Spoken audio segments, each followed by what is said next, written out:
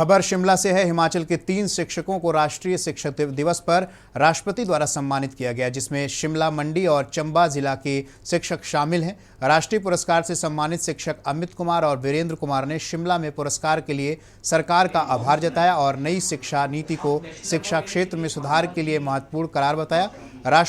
राष्ट्रीय पुरस्कार से सम्मानित धरगवाड़ा स्कूल के शिक्षक वीरेंद्र कुमार ने कहा कि आज के समय से बच्चों की हैंड राइटिंग बहुत खराब है, जिसे सुधारने के लिए वह काम कर रहे हैं और 90,000 बच्चों की लिखाई भी सुधार चुके हैं और इसके लिए मास्टर ट्रेनर भी तैयार किए गए हैं। इसके अलावा उन्होंने 3 किताबें भी लिखी हैं, जिसके लिए उन्हें राष्ट्रीय पुरस्कार से सम्मानित किया गया है।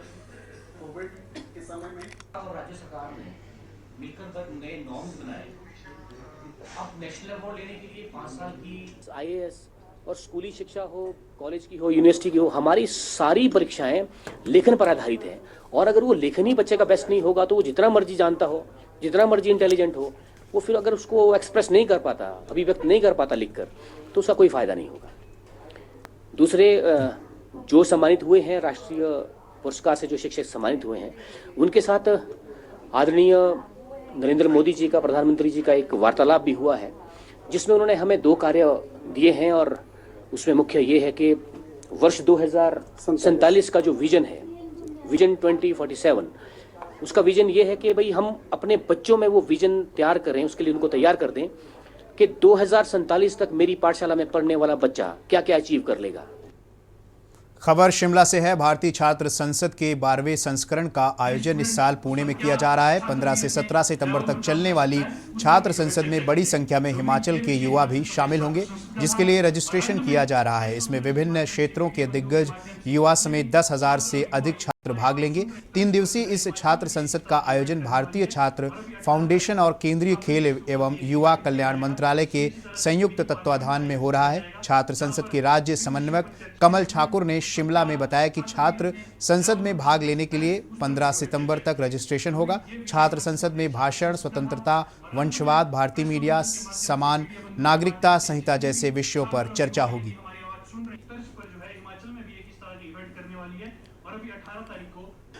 भारतीय छात्र संसद से रिलेटेड ये प्रेस कॉन्फ्रेंस की है। भारतीय छात्र संसद एक यूएनओ सपोर्टेड एक संस्था है, जिसका कि भारतीय छात्र संसद के नाम से हर वर्ष पुणे महाराष्ट्र में एक इवेंट होता है, जिसमें कि पूरे भारतवर्ष से जो है हर राज्य से वहाँ पर छात्र आते हैं और बर्निंग इश्यूज पर, जो जितने भी ज्वलंत मुद्दे हैं, उस पर जो है छात्र नेताओं द्वारा भाषण वहाँ पर दिए जाते हैं।